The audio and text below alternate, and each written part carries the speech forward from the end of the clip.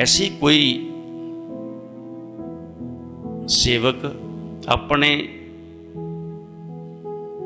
पिता का श्राद्ध कर रहा था, प्रसाद वगैरह सब कुछ तैयार किया। गुरु नानक साहब आए, कहने लगे भाई क्या कर रहा है?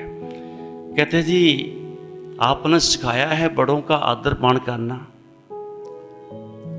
और जो मेरे पिता जी जा चुके हैं मैं उनकी याद में उनका श्राद्ध तैयार कर रहा हूं उनको खवाने के लिए। कहते तेरे को पता है कि तेरे पिताजी कहाँ हैं? कहते हाँ जी, वो तो स्वर्गों में ही है। कह लगे नहीं है। कहते और कहाँ जाएंगे फिर? मर के बंदा कहाँ जाएगा? कहते जी कमाई पे डिपेंड है। ये बंदा कमाई कितनी करता है? जिंदे जी उसने अपने आप को साध लिया कि नहीं साध लिया? वो 10वें द्वार पे चला गया कि नहीं चला गया?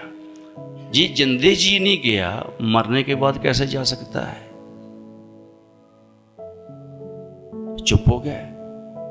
कहने लगे महाराज फिर ये बताओ कि वो है कहां फिर?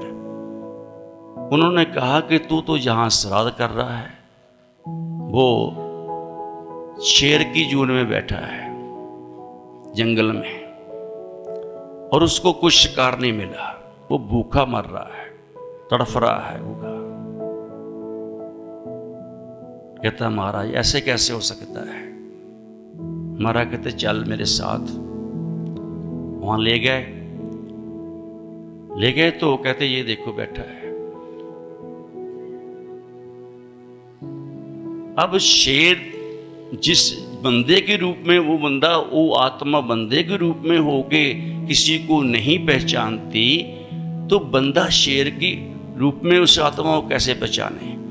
जहां शेर में जो आत्मा है उस बंदे की, उस सेवक की, बाप की आत्मा जो है, वो अपने पुत्र को कैसे पहचानेगा? कोई पहचान नहीं है। पहचान तो दृष्टि से होगी ना, प्रकाश से होगी, जिससे दिखता है, तीसरी आंख से होगी। लेकिन गुरु नानक साहब ने अपनी अंतर की दृष्टि कृपा की, उसको दी, उसका ध्यान एकाग्र किया। कहते देख ले ये कौन है, तेरा शंका खत्म हो जाए। शेर में से उसको उसका पिता दिखाई दिया। ये पहला जन्म इसका ये था।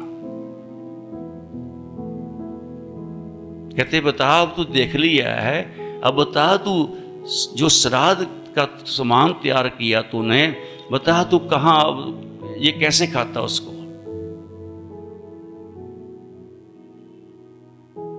जब उस सेवक ने शेर के रूप में पिता को देखा है तब उसका यकीन आया। इससे तो मैं अपने पिता के नाम का गुरु साहब को भोग लगा दूं, उनके नाम पे कर दूं, तो पिता, मेरे पिता का ध्यान अपने आप कर लेंगे। वो जहां भी होगा, मेरा पिता कहीं भी होगा, मेरी माँ कहीं भी होगी, या मेरा कोई भी दादा परदादा वो कहीं भी है, सिर्फ उनके नाम का उनको होगा।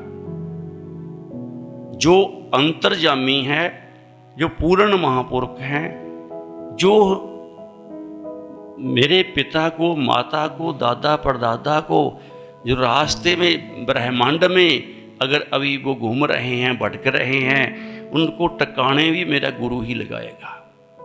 उनका पार उतारा भी गुरु करेगा, क्योंकि गुरु की तो पहुंच है। तो आम बंदे की तो पहुंच नहीं होती किसी भी।